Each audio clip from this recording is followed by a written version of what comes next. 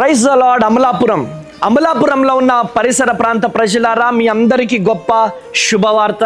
మరి ఈ 40 రోజుల ఉపవాస ప్రార్థన తర్వాత ఈ నెల 25వ తారీఖు నాడు నేను అమలాపురం ప్రాంతానికి వస్తున్నాను.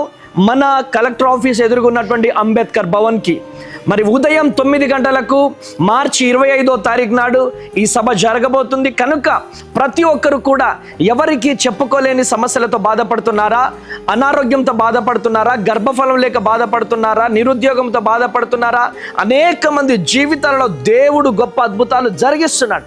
మీ జీవితాల్లో కూడా దేవుడు అద్భుతం జరిగించబోతున్నాడు. భారము కలిగి నేను ప్రార్థన చేయబోతున్నాను. కనుక కుటుంబాలుగా తరలిరండి, దైవ దీవెనలు పొందండి. ఉదయం 9 గంటలకి ఆరాధన ప్రారంభం అవుతుంది అమలాపురంలో. కనుక గమనించవలసిందిగా ప్రభు పేరిట మనవి చేస్తున్నాను.